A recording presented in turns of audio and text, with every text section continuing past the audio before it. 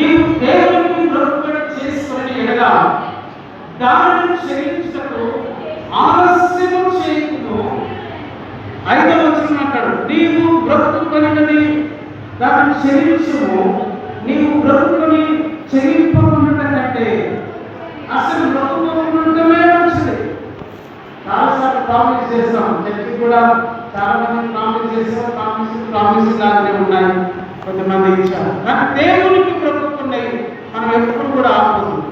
మనుషులకు ఇస్తున్న మాటలు మనం తప్పు వచ్చాము, కానీ దేవునికి నీవు ఏదైతే బ్రతుకున్నావో, ఈ మందిరానికి వస్తున్నటువంటి నీవు నీ ప్రవర్తన విషయంలో, నీ నోటి మాట విషయంలో, నీ బ్రతుకుబడి విషయంలో చాలా జాగ్రత్తగా ఉండాలి. ఎందుకనగా దేవుడు ఎక్కడున్నాడంట? ఆకాశంలో ఉన్నాడు. మనం ఎక్కడున్నాము?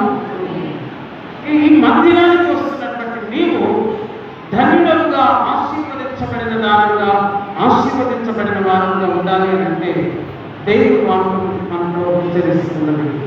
మన ప్రవర్తన జాగ్రత్తగా ఉండాలి. ఈ మందిరంలో ఇంకో మాట కూడా మీరు చూపిస్తారు. రాజుల మొదటి గ్రంథము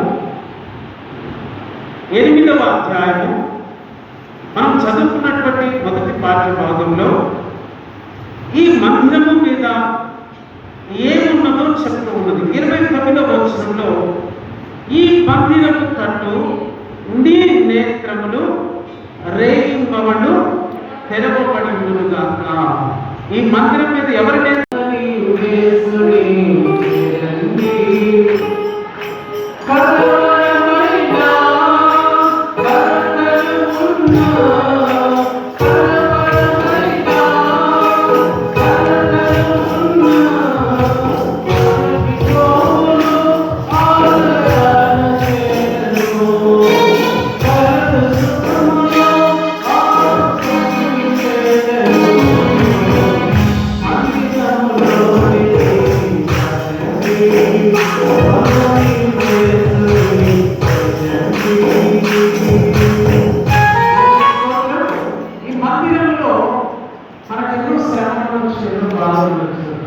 ఆలయానికి వచ్చేసరికి ఏమంటే తొలగిపోను ఏమిటి?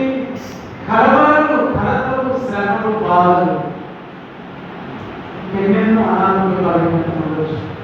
దేవుని మందిరంలో చెప్పబడిన శ్రేష్టమైన మాట మన జీవితంలో సంతృప్తినిస్తాయి. తర్వాత మాట్లాడండి, నీ ఆనంద ప్రవాహంలోని త్రాగించగలిగిన దేవుడు. దేవుడు మనకు ఆనందాన్ని ఇస్తారు. అది ఎంత ఆనందం అంటే ఈ లోకంలో ఆనందం దొరకవచ్చు.